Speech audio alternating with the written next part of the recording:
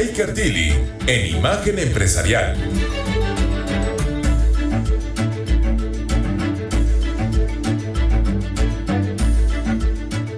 Son las 6 de la mañana con 31 minutos. Esto es Imagen Empresarial. Y esta mañana me da mucho gusto que está aquí en la cabina Pedro Canaval. Él es socio de Baker Tilly. Es además profesor de la Universidad Panamericana. Querido Pedro, ¿cómo estás? Hola, Rodrigo, ¿cómo estás? Muy bien. Todo el mundo decimos que ya no aplica decir feliz año, pero feliz año, exactamente. Oye, Pedro, pues recientemente vimos el Plan Maestro del SAT 2024. Viene fuerte. Obviamente lo que se destacó pues fue que ahora va a utilizar la inteligencia artificial. Aquí entrevisté a uno de los funcionarios. Al administrador general de recaudación. Al administrador general de recaudación. Y pues, digamos, no es algo... Primero, no es inteligencia artificial generativa, que eso es importante. Es diferente, digamos, a todo lo que ha generado mucho revuelo a nivel global después de que en noviembre de 2022 salió el ChatGPT y toda esta historia. Y lo otro es que pues uno no espera más del SAT más que utilice toda la enorme data que tiene México, la correlacione para tratar de cobrar más impuestos, ¿no? Y detectar ahí pues distintas... pues riesgos, evaluar a los contribuyentes, conductas, etcétera. Sí, bueno, primero una disculpa al auditorio porque mal la alergia nos está matando. Bueno, la alergia nos está matando y mal empieza la semana el que ahorcan el lunes con temas fiscales. Pero bueno, hay que tocarlos, sí. ¿No? Yo quisiera hacer una retrospectiva histórica más atrás. ¿Hace cuántos años se pagan impuestos en México por internet? ¿Tú te acuerdas? Es 2002 el sí. Año en donde por primera vez se parte el ejercicio fiscal en 2 semestres y en el segundo semestre fue aquel que por primera vez fuimos con unas famosas hojas de ayuda a las sucursales bancarias. Ya podías pagar en cualquier banco, antes tenías que pagar a fuerza en el banco de tu domicilio fiscal. Entonces ya podías hacer esto. Luego, unos meses después salió la famosa tarjeta tributaria y toda esta historia vale la pena retomarla porque es precisamente toda la colección de data que el SAT ha venido acumulando durante casi 2 años. Sí. Entonces, esta información construye perfiles de riesgo del contribuyente y bueno, pues esa acumulación de información, como bien lo decía el administrador general de recaudación, pues llega el momento que hay que buscarle cómo administrarla. Cómo la clasificas, cómo la discriminas, qué tiene valor o no. Pues al final el SAT pues tiene indicadores que cumplir de rentabilidad, ¿no? Seguramente hay prioridad de ciertas auditorías sobre otras, acciones persuasivas para algún tipo de contribuyente sobre otro. Hay a quien seguramente hay que perseguir pues con toda la fuerza del Código Penal y del Código Fiscal también. Entonces esta historia pasa de ese 2002, luego en 2010, en donde nace la factura electrónica de manera generalizada. Y bueno, como bien decía el administrador general de recaudación, no es una inteligencia artificial generativa la que están pretendiendo, exacto, sino que vaya aprendiendo pues de las conductas, de los sectores, y aquí la columna vertebral y el protagonista de la historia pues es la factura electrónica, el CFDI. Claro. El cómo el contribuyente lo utiliza, con quién se relaciona, y entonces todo ese mapeo es el que pues el SAT muy sincera y abiertamente nos está diciendo pues cómo viene el agua, ¿no? Claro. Y si te acuerdas, hace exactamente 1 año, aquí estábamos platicando de lo que estaba publicándose en aquel tiempo. Un día como hoy, hace 1 año, se publicó el comunicado del Estado de las Finanzas Públicas. Al otro día el Plan Maestro, que era de fiscalización y recaudación, ahora le agregaron de atención al contribuyente. Qué bueno, exacto, que lo platicaba con él porque finalmente entre más fricción le quiten al contribuyente, estoy seguro, y lo debe saber bien, pues aumenta obviamente el pago de impuestos, ¿no? Es decir, no solo es la parte, diría, de incentivar de manera fuerte al contribuyente. Motivarlo, pero pues, entre más fácil sea es mejor, ¿no? Y por ejemplo, cuando teníamos todo el tema de las citas, pues era un verdadero dolor de cabeza y supongo que la recaudación no les iba tan bien. Como digo, hicieron una estrategia de irse sobre los grandes contribuyentes, que eso no ha cambiado, me parece que no está del todo mal, pero pues la otra parte también es hacerle fácil la vida al contribuyente, ¿no? Fíjate, este documento, la presentación, porque seguramente hay un documento más amplio, son 12 tablas, ¿no? Más o menos 4 o 5 son de atención al contribuyente, sí, otras 2 o 3 del tema atención con recaudación, y las últimas 5 son fiscalización. Exacto. Y yo creo que cuando tú le pones nombre a algo, desde el nombre ya estás mandando los mensajes. Entonces, plan maestro de fiscalización y recaudación el año pasado. Sí. Y creo que te acuerdas que platicábamos de la historia siempre fue de un plan de fiscalización que era como muy focalizado y no se le daba tanto revuelo. Inclusive Sí, claro. la autoridad manejaba ciertas cosas de manera pues, cerrada, por no decir confidencial, ¿no? Ahora, el año pasado dijeron, pues el plan es para fiscalizar y para recaudar. Ahora el plan tiene 3 cosas, es para atender, recaudar y fiscalizar. Como bien dices, es algo equilibrado, ¿no? Sí, qué bueno. Aquí yo creo que el reto más importante va a ser que pues la transformación digital que tanto se comenta en la institución recaudadora, pues realmente funcione, porque muchas ocasiones hay que presentar una declaración o que obtener una aclaración o quieres meter una aclaración o una consulta y el sistema o está lento o no está disponible o no se actualiza de manera ágil.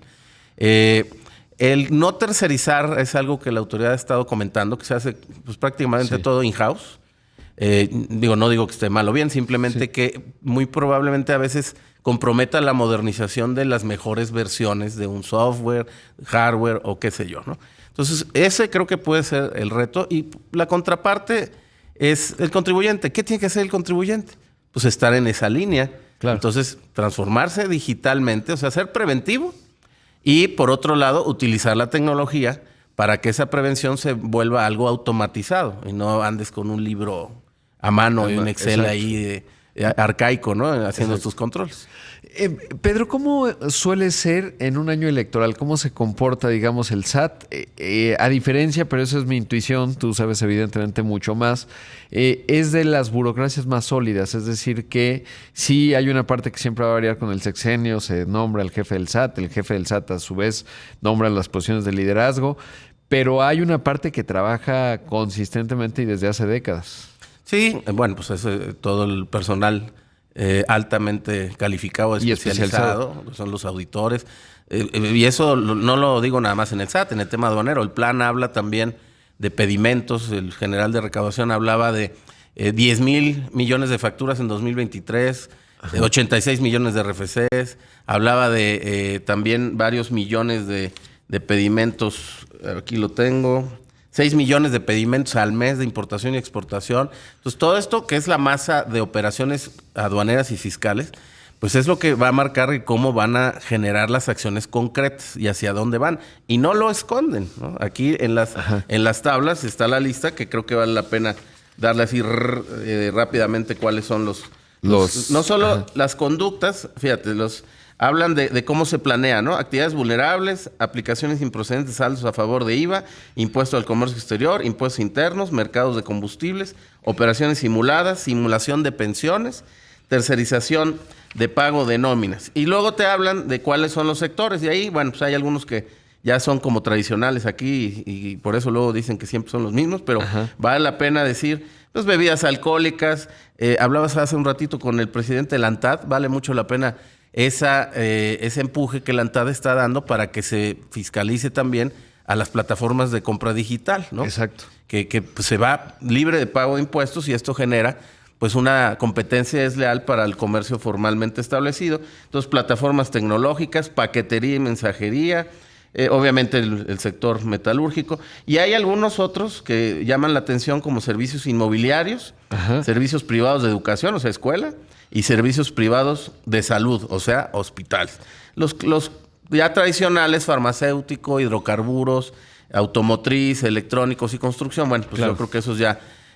hay que revisarlos. Vamos, tenemos que hacer un corte, estimado Pedro, pero regresamos y abundamos un poco más. ¿Sabes qué me llama la atención? La simulación de pensiones, no sé a qué se refiere y ahora nos dices. Y sobre todo qué viene, ¿no? En términos también de si la estrategia, digo, acá está planteada, va sobre los grandes contribuyentes esencialmente como se hizo en los últimos años o hay algo más. Pero bueno, vamos al corte, regresamos. Esta mañana está con nosotros Pedro Canaval. Él es socio de Baker Tilly México y también profesor de la Universidad Panamericana. Regresamos en un momento. Son las 6 de la mañana con 45 minutos. Esto es Imagen Empresarial. Esta mañana está conmigo aquí en el estudio Pedro Canaval. Él es socio de Baker Tilly, profesor de la Universidad Panamericana. Pedro, y estamos hablando ahora, pues lo que viene o debería venir en este 2024, sobre todo que es un año pues de transición, ya veremos el resultado electoral, pero hay puntos en la agenda importantes. Además, hay consenso en donde el 2025 será un año de retos en las finanzas públicas. Hay elementos como la pensión universal de adultos mayores que va creciendo, el problema de deuda de Pemex, hay que ver cómo le va a Estados Unidos, que ha sido pues uno de los grandes impulsores de la economía mexicana en 2023. Lo fue, ya conoceremos mañana, aquí lo va a escuchar en punto de las 6, el dato de la estimación del PIB del año pasado, pero bueno, pues todo eso configura, digamos, una serie de necesidades y puntos que debe atender el SAT. Sí, y bueno, si nos regresamos a hace exactamente un año, acto seguido del plan maestro, que empezaron a publicar las famosas tablas de las tasas efectivas de recaudación de grandes contribuyentes, materia ISR. Seguramente ahí vienen. Si no vienen, es un mensaje que quiere decir que lo que está marcando el plan en materia de atención al contribuyente y de recaudación tiene un giro de un poco más amabilidad, ¿no? De generar esto de la cultura contributiva que está aquí, el generar un buen ánimo de pago de impuestos espontáneo, que no haya mano dura más que para quien lo tiene que haber. Y te comentaba yo que, bueno, pues parte de la estrategia de prevención pues tiene que ir de la mano con la transformación digital como persona física o moral.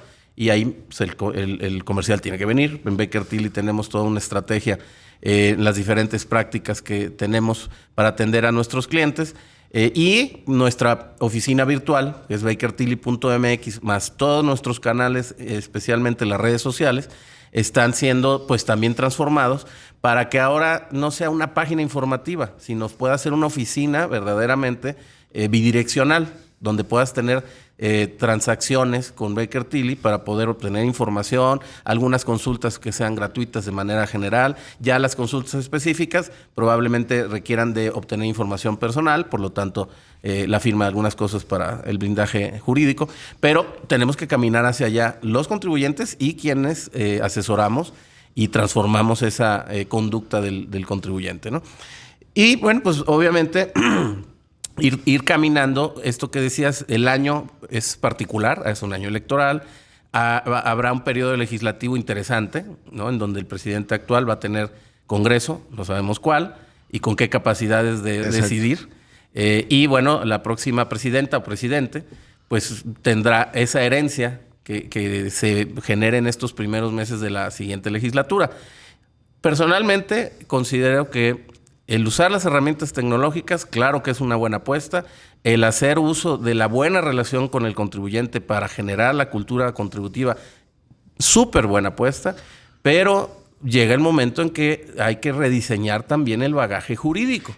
Exacto, sobre todo por lo que viene, por lo que decía, el 2025 no va a ser tan sencillo o no va tan inercial como lo ha sido pues estos últimos años. Y ahí ves números, digo, si el país somos 130, ¿te gusta? Números de unos millones de habitantes, y se habla de 86 millones de registros federales de contribuyentes, pues empiezas a darte una idea de tu potencial recaudatorio hasta dónde puede llegar sin modificaciones legales. Todo lo que quieras hacer en materia de transformación está bien, pero llega un momento en que ya no da más eso, ¿no? Sí. Y entonces puedes correr el riesgo de que se cometan actos autoritarios, excesos y cosas así. Y bueno, pues el presupuesto de gastos fiscales, que lo recordarás, es todo aquel ingreso que el Estado renuncia a tener por estimular un sector, cuidar alguna industria, y es una forma legal de fomentar también el comercio, la actividad. Pero quizá lleva el momento en que debes de decir, bueno, ¿y por qué? ¿Qué tan justo es y qué tan hoyo nos causa en la recaudación la tasa cero de alimentos? Voy a separar medicinas porque eso puede ser otro tema. Pero en alimentos, ¿qué derecho tiene alguien que vive bien, en una buena situación económica, de ir a una tienda de autoservicio, ir a todas las frutas, verduras, carnes y salir con el súper y pasar por la caja y no pagar el IVA? ¿Qué derecho tiene? ¿Todos tendríamos ese derecho? Pues quizás se vuelve injusto, ¿no? Porque ¿quién paga IVA? pues quien tiene más. Sí. ¿Y quién tiene más? Pues quien gasta más, ¿no? Y ahí es la proporcionalidad y equidad. Sí, de un es impuesto. regresivo, ¿no? Relativamente. Exactamente. Un poco el combustible es lo mismo. O sea, la gasolina, cómo se ajusta el IEPS y tal, pues hay un subsidio a los que tienen más coches, digamos. Claro. Y se habla de que esa renuncia a obtener IVA por alimentos, pues puede andar entre los 500,000 millones y 1 billón de pesos. Entonces...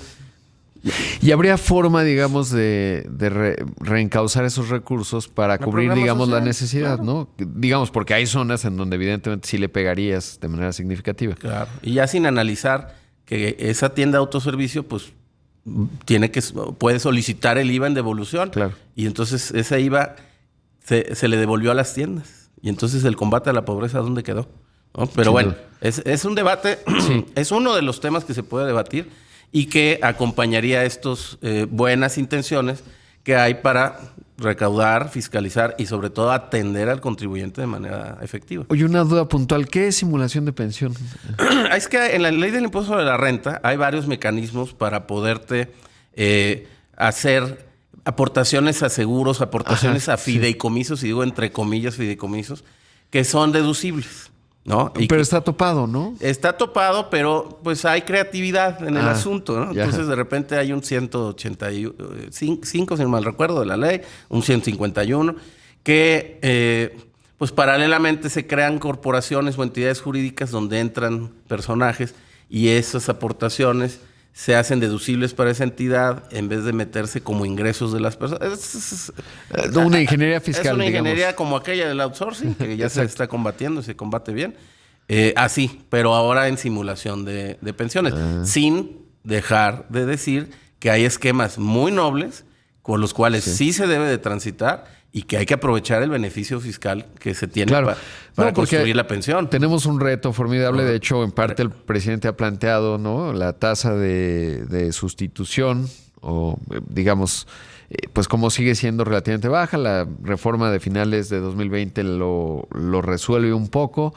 Pero bueno, pues entre más se aporte, pues mejor, ¿no? Hay que incentivarlo. Pues este tema de las pensiones creo que está sobrediagnosticado Sí, en este sí. país desde hace más de 10 años, que es un tema crítico. Claro. Y estos mecanismos pueden acompañar una estrategia, pero la estrategia general, que es el fondo, que este año se van a gastar, si no mal recuerdo, 2 billones de pesos entre las pensiones tradicionales más el apoyo a adultos mayores y jóvenes construyendo el futuro, pues son 2 billones de los 9 billones que se van a gastar. Pues es un Exacto. mundo de dinero y en creciendo, porque Sí, ese es el problema. nos estamos haciendo viejos, Rodrigo. Exactamente. Y se va viendo. Aquí está querido la Pedro, alergia, haciéndose presente. Pedro, entonces hay que poner atención en que se publiquen las guías, digamos, y eso nos va a dar mensajes. ¿Qué otra cosa tenemos que observar? Bueno, yo creo que tenemos que retroalimentar a la autoridad con el uso de las herramientas. Nos avisan que va a haber el Marcasat, Sí. una serie de mecanismos ahí, el SAT-ID, el nuevo 4.0 de CFDI, todo el sistema de citas que va a funcionar. Era completamente ilógico que si vas a inscribirte en el RFC, es como si vas y le dices a la sucursal en el banco, vengo a abrir una cuenta, y te dicen, no, ahorita no, porque no hay citas. Caray, pues me voy con mi dinero para otro lado. Sí. Aquí la cosa es que no hay otro banco. Sí, estás obligado, pero... Ese tiene que pasar directo a, pero a ver, ejecuten a ¿no? Exacto. No, y genera una animadversión con el contribuyente. Claro. Que la generó mucho. Se puede entender después de la pandemia y tal, no fue sencillo. Pero, pues qué bueno que ya le pusieron énfasis a esto en el plan maestro. Claro, no puede ser que, te digo, la atención física, presencial, yo sé que ya va de bajada en todos los servicios, sí. ¿no? Cada vez ves menos en las telefonías celulares, porque ahora ya todo lo puedes hacer de manera digital y el SAT y los impuestos no serán los exentos, pero qué tanto funciona y qué tanta capacidad tiene el particular de acceder a esos mecanismos y de entenderlos, ¿no? Claro. Porque pues el paperless y lo remoto, la pandemia nos dejó un gran aprendizaje en el tema, las reuniones virtuales, ya anuncian que hay reuniones virtuales para atender contribuyentes, eso pues era imposible antes. Con ciertos mecanismos de control de identidad de la persona, en fin. Entonces todo esto, insisto, en Baker Tilly lo conocemos, sabemos que hay que transformarnos, no solo nosotros, sino a nuestros clientes y asesorados, Por lo tanto, los invitamos a bakertilly.mx, a nuestras redes sociales como Baker Tilly México, Baker Tilly MX, y por supuesto, de manera presencial, si necesitan algún apoyo, estaremos muy al pendiente, Rodrigo. Gracias, Pedro. Al contrario, gracias a ti. Buen día. Ahí escuchamos a Pedro Canaval, el socio de Baker Tilly, además catedrático de la Universidad Panamericana. Así que, pues gracias, Pedro, y seguimos con más.